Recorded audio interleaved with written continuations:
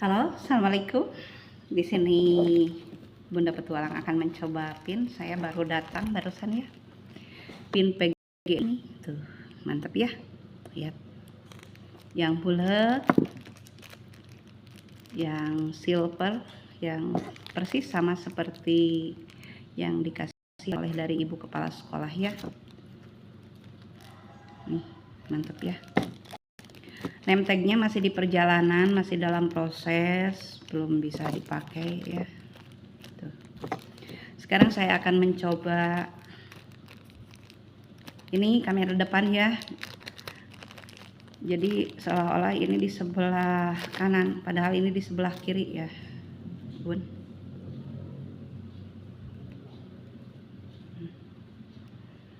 Ini penitiknya dibalikan. Saya akan mencoba ini di sebelah kiri ya. Ini untuk name tag dan ini saya mencoba ya. Kalau nanti udah pensiun mah nggak bakalan begini ya Bun ya. Tuh, ini hanya saya mencoba aja. Mudah-mudahan cocok di tubuh yang udah gemoy, big size ya. Mau slim kayak guru-guru muda ya. Cantik kan? Name tag di sebelah sini, yang sebelah kanan maksudnya. Ini sebelah kiri ya. Tuh. Ini Selasa Nyunda ya. Untuk seragam minggu pertama dan kedua, hari Senin keki, dan hari Senin pertama 1, 2, 3, 4 minggunya itu pakai seragam keki, dan hari Selasa minggu pertama kedua Selasa Nyunda ya. Untuk Selasa minggu ketiga keempatnya seragam itu yang kami gunakan itu adalah seragam abu ya, atau kata anak-anak dulu itu ya, baju besi atau baju paralon, tapi nggak apa-apa ya. Itu adalah alma mater, saya bangga karena saya jadi guru itu asli jalur pintu gerbang ya. Tuh. Saya diangkat tahun 1997. Saya diangkat Pak Harto lengser, tapi nggak apa-apa ya, nasib orang siapa tahu ya. Tuh.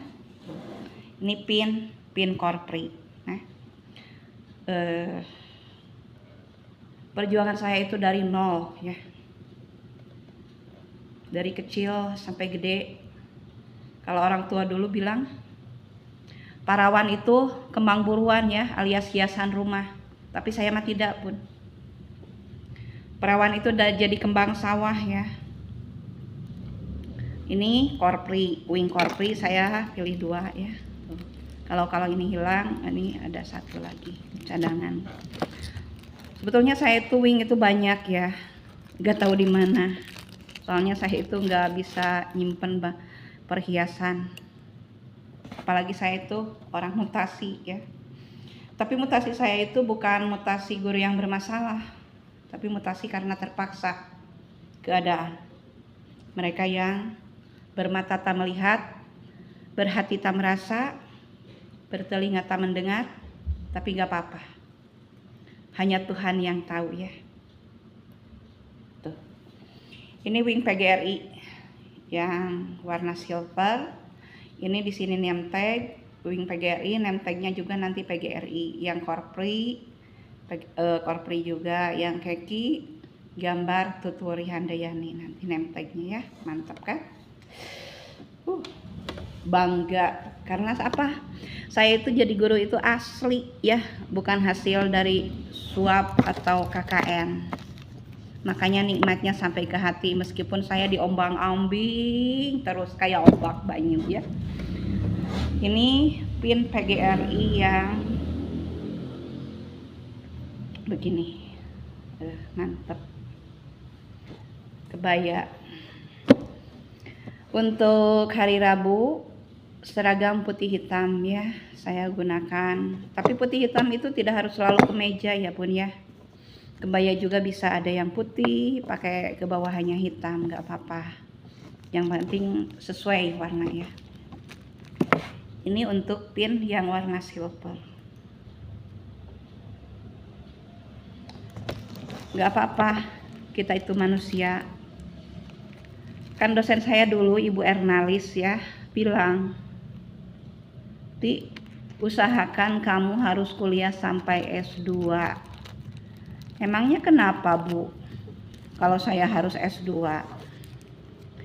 Biar nggak jadi korban baju besi yang saya alami. Baju besi itu baju yang warna abu, yang rasanya itu gerah dan panas. Saya cari-cari bahan, karena saya pernah dulu jadi pabrik tekstil, magang ya sebelum kuliah. Bahan yang paling enak dipakai itu adalah bahan dari tripera ya, benang TR atau dari kapas. Anyamannya juga twill seperti anyam bilik, jadi 1313, jadi bukan anyam plat. Kalau baju kebaya ini adalah katun ya, katun rayon asli premium. Ini anyamnya anyam plat, Bun ya. Kenapa saya bilang anyam plat? Anyam plat itu anyamannya itu seperti anyaman yang baru belajar menganyam, satu-satu ya, satu selang satu selang satu, satu timbul satu turun satu timbul satu dan seterusnya.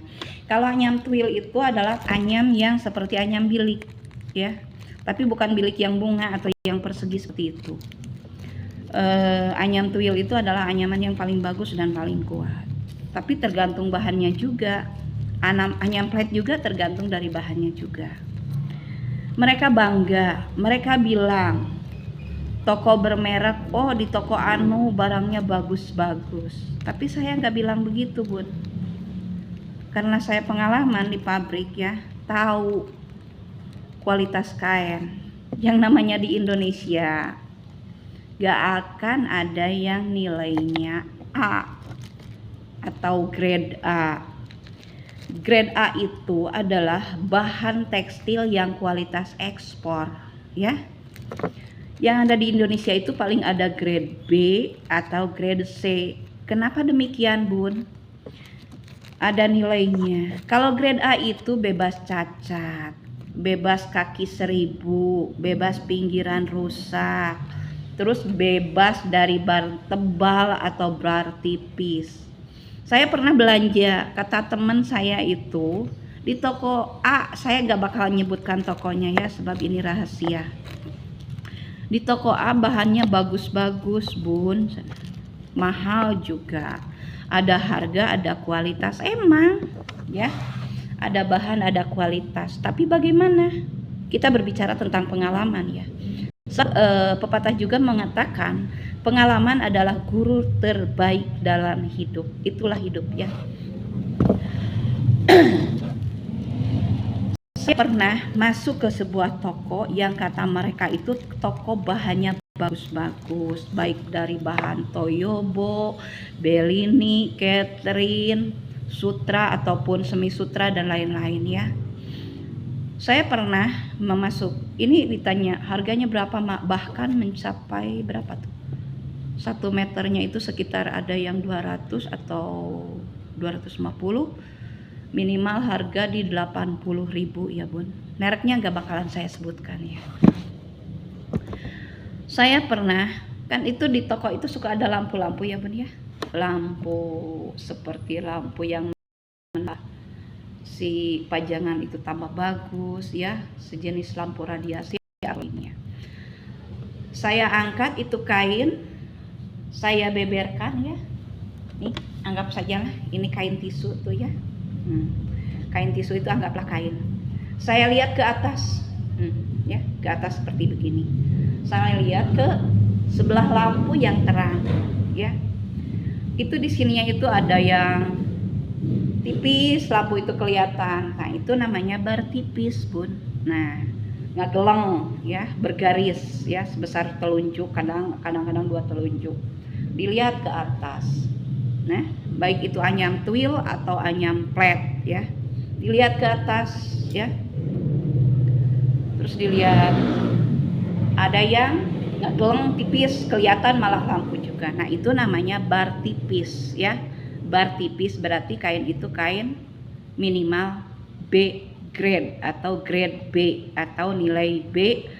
Kalau yang bar tebal, kalau yang gelap kelihatan ngegeleng, sebelahnya tipis, sebelahnya tebal ya, sebelahnya tipis, sebelahnya tebal, yang di tengah tebal, nggak kelihatan lampu. Itu namanya bar tebal.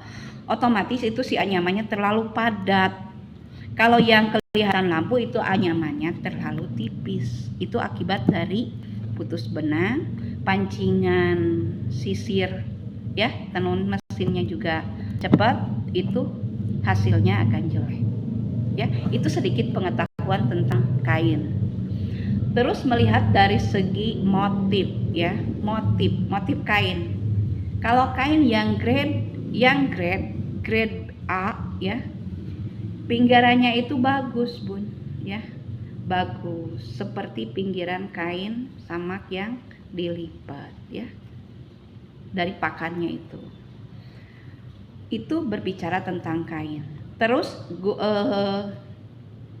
waktu menjahit ya, karena saya pernah kursus menjahit, jadi tahu bagaimana cara memotong kain yang bagus. Anggap saja ini garis ini adalah garis benang pakan ya, benang lusi ya, yang kesini pakan atau benang utama ya, benang utama pembentuk kain atau menggambar anyaman.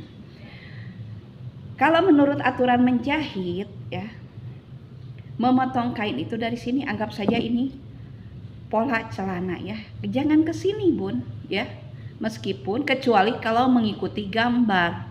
Makanya kalau gambar kain yang ke sini, gambarnya jangan ke sini ya, buat para pencetak printer ya, finishing buat para pabrik tekstil ya. Kalau memotong jahitan itu ke sini ya, ini bagian muka, ini bagian belakang. Nah ini yang dilipatnya ini otomatis yang bagian belakang badan ya, untuk mereka-mereka yang kursus menjahit itu yang baik ya. Kenapa begini harus begini? Nanti kalau jadi baju begininya itu ya, kalau udah jadi begini, kainnya itu jatuh, gak merengkel atau gak keriting ya. Itu proses untuk penjahitan ya. Dan untuk mereka yang printer atau printing atau tukang mencetak kain, usahakan buat gambar itu seperti baju korpri, baju seragam, gambarnya itu posisinya begini. Ini untuk mereka-mereka yang jurusan printing. Kan di tenun itu ada bagian blowing, finishing dan lain-lain. Terus bagian whipping, ari whipping itu ruangan tenun membuat kain ya. Karena saya jurusan dari keguruan SPG magang. Dulu itu kalau tamat SPG, sekolah orang tua dulu itu begitu. Kalau nggak sekolah, otomatis uang jajan, uang saku stop ya. Karena banyak adik, mereka bilang banyak rezeki, tapi orang tua yang mana ya? Orang tua yang bisa membesarkan anak-anaknya itu dengan kasih sayang ya, ikhlas meskipun kecil, tidak banyak amarah, tidak banyak emosi, tidak banyak sumpah serapah, tidak banyak cacian, makian dan lain-lain. Tapi saya percaya, meskipun saya disumpah serapah habis-habisan sama ortu ya, kalau kita tidak bersalah itu tidak akan mempan, percayalah ya. Kalau nggak percaya tanyakan sama Pak Ustadz ya. Meskipun saya kelihatannya bablas angine, tapi saya sedikit tahu. Saya paling sering dari kecil sampai sekarang ini orang tua itu sumpah serapah. Kalau keikutan atau kemauan orang tua itu tidak ditedunin ya, tidak diikutin. Tapi saya kan sekarang sudah punya tanggung jawab. Emang orang tua itu sebatas bagaimanapun itu adalah orang tua kita. Di depan kita baik ya, tapi hati kita meskipun kita marah, kita benci, kita kesal, jangan diperlihatkan ya. Biarlah mereka marah karena mereka tidak tahu ya. Kenapa saya demikian? Emang saya juga kalau melihat sifat tabiat saya itu sebenarnya keras hati, keras kepala Tapi keras yang mana? Keras membela kebenaran, ya. Berani karena benar, takut karena salah, ya. Dulu saya waktu jadi bunga sawah, bunga kebun, liburan sekolah itu bukan dikasih makanan yang enak, minuman yang sedap, tidur yang empuk. Tapi orang tua itu, karena saya duduk di anak sulung, ya, adik-adik masih kecil tidak tahu apa-apa, ya, berbicara pengalaman hidup. Tidak tahu apa-apa mereka tentang pahit getirnya hidup. Kenapa demikian? Orang tua itu mendidik kami itu hanya anak sulung 1, 2, dan 3. Adik saya yang nomor 3, kakak perempuan yang misah ibu, ya, satu ayah pisah ibu. Karena ibu saya itu istri yang nomor 2, istri pertama itu karena kasus, ya, yang namanya tentara kan beda. Tentara itu beda. Jadi meskipun suaminya tugas, istrinya itu banyak mata-matanya. Jadi cerainya juga bukan cerai terpaksa, tapi cerai batalion, ya. Ini buat istri-istri tentara, ya. Meskipun suaminya di mana, pasti dia itu banyak yang memperhatikan, banyak ajudan, banyak mata-mata, ya, paparazi di mana-mana. Makanya jadi istri tentara itu harus hati-hati, ya, selalu waspada, jaga sikap, attitude, dan martabat sang suami juga kesatuan, ya. Meskipun saya bukan istri tentara, karena saya adalah anak tentara almarhum bapak saya. Saya didikan keras, pendidikan keras, ya. Mereka tidak tahu bagaimana kerasnya saya. Jadi kalau saya itu, orang tua saya mendidik, kalau kamu ingin anak-anak kamu jujur, sukses, jangan dikasih makanan-makanan atau rezeki-rezeki yang tidak halal, ya. Apapun itu, sekecil apapun itu. Terus bagaimana? Sesuatu barang, ya, atau makanan atau apapun itu, baik uang apa, jangankan ngambil, ya. Makanan juga dihinggapi lalat, buruk, belatungan, tanpa toh dikasih sama yang punya, kamu jangan berani ngambil. Disiplin ayah saya, ya. Bangun kesiangan, telunjuk, ya, bambu, ya, seperti ini, ya, keras, ya. Saya dari kelas 1 SD, TK, ya, cepret kaki. Tapi alhamdulillah, pendidikan itu adalah hal, ya, bukan umum madrasatul ula, tapi abi madrasatul ula. Ayah pendidikan utama dari anak-anaknya. Karena ibu saya itu gadis pingitan, tidak tahu apa-apa. Bahkan sekolah pun tak tamat SD juga. Tapi alhamdulillah, karena keadaan dan situasi yang keras saya punya cita-cita. Ya Allah, apakah saya ini akan jadi bunga sawah atau seperti apa? Saya sambil menangis ke atas langit. Karena doa saya itu terdengar sampai ke langit ke-7. Alhamdulillah.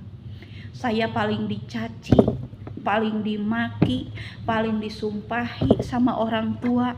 Tapi alhamdulillah, karena saya berada di jalan yang lurus, bukan jalan kiri atau kanan, jalan yang suap, sogok, dan lain-lain.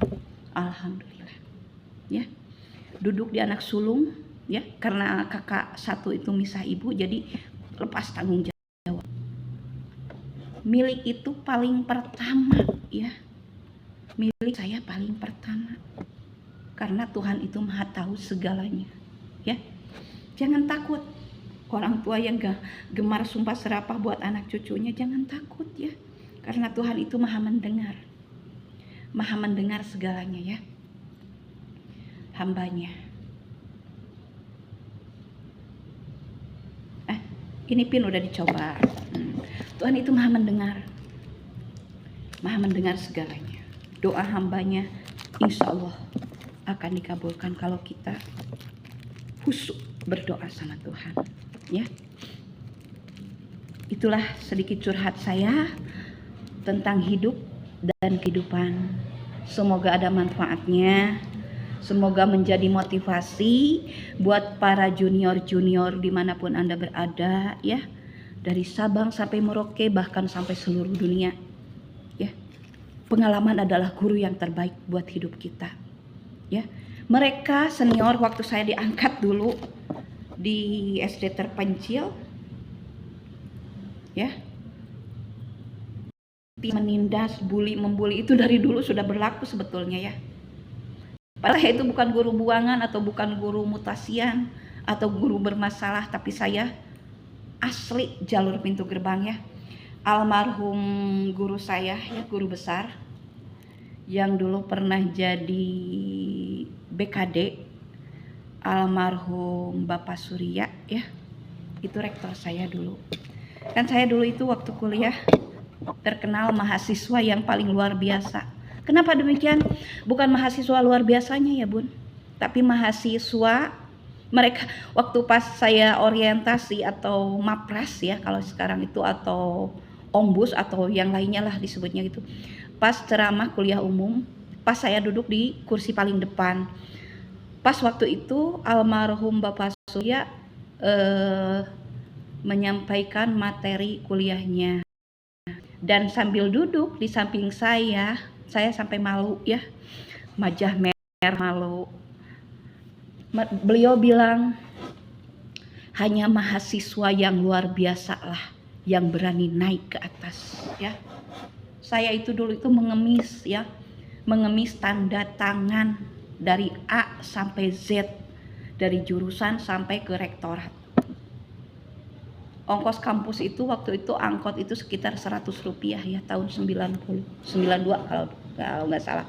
Saya tamat sekolah SMA atau SPG keguruan SPG ya, SPG Muhammadiyah Tasikmalaya sekitar tahun 90 ya. Masuk kuliah karena saya tidak punya alasan, magang di pabrik dapat 2 tahun sambil kuliah ya. 91, 92 iseng-iseng berhadiah saya ikut seleksi perguruan tinggi IKIP Bandung ya, dulu itu IKIP Bandung jurusan PGSD lah. Itu waktu itu sangat dibutuhkan. Kebetulan saya itu katanya waktu itu PGSD iklan dinas ya, tahun 92, 93 sampai tahun 95 lah sekitar. Kesininya itu agak susah kalau jadi guru. Kalau saya itu udah kuliah juga sudah masuk masa kerja. Waktu pembagian SK juga itu di stasiun PJKA Setiabudi Bandung ya, Jalan Kebonjati dulu itu. Saya punya anak si sulung sekitar usia 2 tahun ya. Karena saya dari A sampai Z ya, mahasiswa mana ya, dari masuk sampai semester pertama sampai akhir dispensasi atau keringanan membayar SPP ya. Waktu saya itu tahun 92 itu SPP itu sekitar 450.000 ya, 450.000. Kalau sekarang tuh sekitar 4,5 juta atau 45 juta lah. Tapi saya cicil, dapat uang 5.000 kasih kampus, dapat 10.000 kasih kampus. Terakhir sampai saya ijazah saya itu waktu wisuda, berkas ijazah ya, map isinya kosong. Karena apa? SPP belum lunas sekitar 35.000 lagi ya, yang dari 450.000 semester akhir PGSD D2 ya.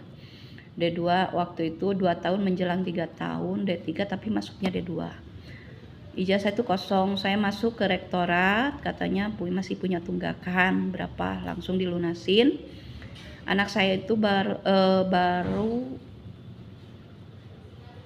hamil sekitar 7 bulan ya, 9 bulan ya. Hari ini wisuda, besoknya melahirkan. Makanya anak saya yang sulung, Asep Yuda Hadi Praja itu, Asep nama kesayangan dari kakek ibu bapak saya. Yuda wisuda, saya dan suami. Hadi ya, Hodijah dan Herdis. Khadijah dan Herdis. Herdis itu almarhum suami saya, Khadijah saya ya. Jadi Khadijah sama Herdis. Praja itu warisan dari kakek ayahnya, katanya mudah-mudahan anakmu itu nanti doa. Praja itu adalah pejabat, orang yang bermartabat ya. Pejabat itu bukan pejabat tinggi negara, tapi mereka yang bermartabat, berhati mulia, bijaksana dalam segala hal.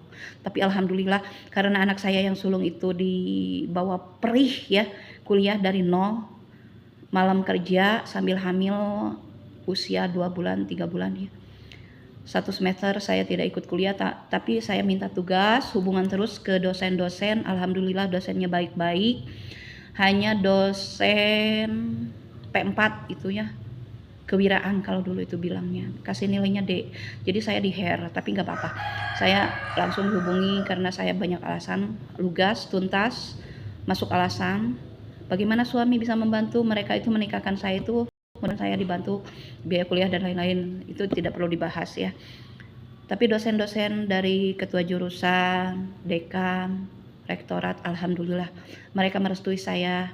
Sampai Pak Ras juga bilang, almarhum beliau, Ti, kamu jangan cek Sunda nama ulah ngalalaworakeun kepercayaan bapaknya, hidup kada sukses. Pak Numawi, kenapa saya minta tanda tangan, mengemis tanda tangan dari A sampai Z? Saya itu duduk di anak sulung, bapak saya pensiunan tentara, gajinya cuma 100.000, sementara saya kuliah di IKIP, adik saya yang laki-laki kuliah di pelayaran, yang nomor 3 juga di seni rupa, yang nomor 4 SMP, yang nomor 5 di SMK Swadaya Karangnunggal. Tapi toh akhirnya sekarang adik saya yang pangaisu ya, sama suaminya tuh dilarang kerja, gak tahu apa ya, mereka tidak tahu apa.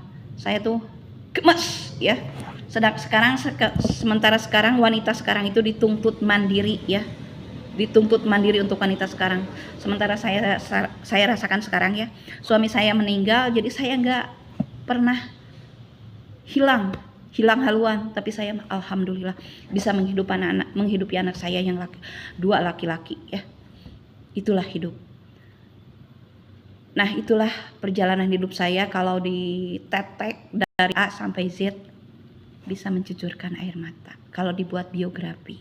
Tapi saya nggak sempat ya, nggak sempat, tapi nggak apa-apa. Kita sedikit berbagi pengalaman dari masalah PIN sampai berbagi pengalaman dari tekstil. Nah, itulah hidup saya. Keras ya, di pabrik itu keras. Persaingan ketat ya di pabrik itu. Banyak mereka yang mau menjerumuskan saya ke hal-hal negatif, tapi saya alhamdulillah Tuhan maha melindungi. Kalau kita niatnya lurus sama yang di atas ya, godaan sekecil apapun, kalau kita fokus punya prinsip aku harus jadi orang, tidak mau jadi orang-orang sawah ya. Karena saya mendidik sama anak didik saya, sekarang kan saya pegang kelas 1 SD ya. Saya tanamkan dari sekarang, aku nanti bagaimana aku sekarang ya. Kita harus punya prinsip sejak kecil ya. Meskipun saya sudah ompong-ompong tuh, gigi saya udah habis, nggak apa-apa. Nanti kalau ada rezeki saya buat gigi yang hiasan buat senyum dan smile, tapi itu nggak apa-apa. Yang penting anak saya yang bungsu sekarang masih kuliah, meskipun tersendat dalam biaya. Saya duduk di anak sulung, banyak didaulat sama orang tua, keluarga, meskipun itu gaji pertama saya itu dulu tahun 97 ya, saya tamat kuliah tahun 90. Saya tamat SMA atau SPG, SMK jurusan pendidikan. Terus megang 2 tahun di pabrik tenun. Jadi saya tahu tentang tenun. Di tenun saya jadi guru ya. Entah berapa ratus murid saya di sana ya. Di PT Danarmas kalau dulu ya. Waktu kuliah di Ramatek ya, punya teman waktu itu sedikit bicara ya tentang kerja paruh waktu atau part time ya, bilangnya anak sekarang itu. Malam kerja di pabrik sambil hamil sama anak sulung, paginya kuliah ya di kampus. Alhamdulillah dosen bisa mengerti saya bagaimana kehidupan saya. Ibu Ernalis pernah bilang dulu ti cenah kamu harus kuliah sampai S2. Amin Bu, alhamdulillah. Jangankan S2, D2 saja saya itu kepala jadi kaki, kaki jadi kepala. Saya itu dituntut sama orang tua itu bukan untuk belajar, tapi dituntut untuk mencari uang, dana untuk ongkos belajar ya. Makanya tanamkan daripada murid-murid Anda ya, baik itu murid laki-laki atau perempuan, apalagi di kelas 1, pembentukan sikap, pabrik karakter. Pintar saja tak cukup, tapi harus dibarengi dengan nurani dan attitude serta kepribadian yang good ya. Terasanya nggak bakalan sekarang, tapi nanti. Tapi saya sudah bisa memperhatikan sama anak-anak saya yang didikan kelas 2. Katanya mereka itu kangen sama ibu. Kangen sama Ibu Siti Khadijah yang bawel, cerewet, sukanya mentak-mentak. Tapi bawel cerewet saya itu bukan benci, bukan marah, tapi saking sayangnya sama muridnya. Gimana orang tua yang mana yang mau menginginkan anaknya jadi generasi yang gagal ya. Guru-guru dimanapun juga otomatis ya, dari SD, TK, PAUD sampai perguruan tinggi, dosen juga sama ya. Saya sedikit agak kejawa-jawaan tapi nggak apa-apa, karena saya itu orangnya fleksibel ya, alhamdulillah. Tinggal di SD terpencil yang bahasanya itu wah kebun binatang. Saya dari Bandung, bahasa santun, bahasa Bandung. Meuli ti mana, bade angkat ka mana, beulinggi heula, marajeng, maruli.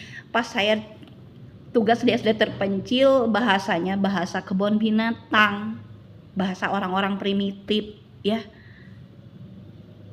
Saya santun itu mereka malah ketawa, maunya itu, "Mang, balik di mana?" "Yap, nyimpang heula." Saya itu kayak orang yang marah-marah ya. Tapi di sini karena saya dari SD terpencil, karena Tuhan itu Maha tahu, saya itu meskipun mereka ya yang kena peribahasa, sedalam apapun yang namanya emas, tetap emas, masing ditimpuk sama kotoran sapi, munding, babi, kerbau, kelinci, ayam dan lain-lain. Emas tetaplah emas, berlian tetaplah berlian. Kalau kita hatinya bersih, meskipun dibully, yang namanya bullying itu bukannya di anak SD aja, antar sesama pejabat juga sama, Bun, ya. Contohnya yang pernah saya rasakan dulu di SD terpencil, saya 24 tahun ya. Dari 97 sampai 2019 ya. Hitung saja ya. Saya menguat-nguatkan diri. Sebab apa saya kuat di sana? Almarhum guru saya, beliau Pak Surya ya, Muhammad Surya, Profesor Dr. Muhammad Surya almarhum. Beliau bilang, "Ti, suami kamu di mana?" "Di Karangnunggal, Pak."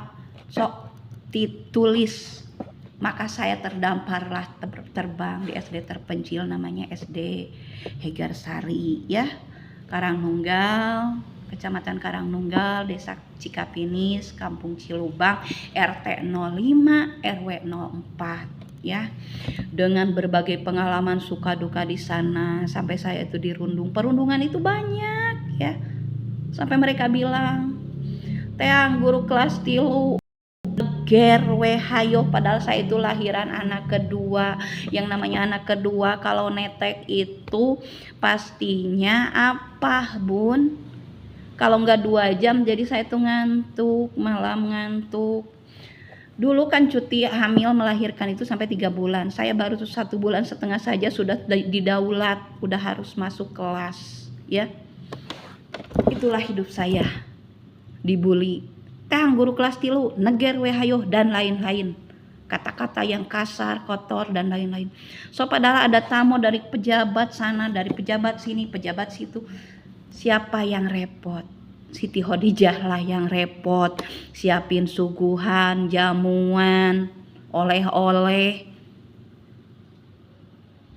Mereka tidak memikirkan ya, tidak memikirkan dana dari mana, cap nuhun alias gratisan, tapi saya nggak apa-apa ya, hanya Tuhanlah yang tahu. Itulah hidup ya.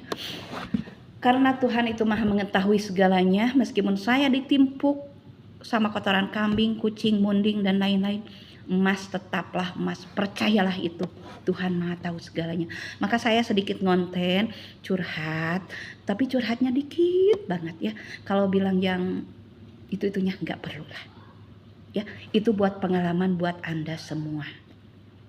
Saya titip buat para junior-junior, jadi guru itu tidak hanya capetan di dalam kelas saja ya, tapi harus cerdas, cerdas lahir batin, lihat keliling depan, belakang, kiri, kanan, ya. Mahir IT saja tidak cukup, pintar saja tak cukup, tapi sekolah itu butuh orang-orang yang peduli, ya. Lingkungan bala, lingkungan semak belukar, rawatlah dengan baik, kelolalah dengan baik.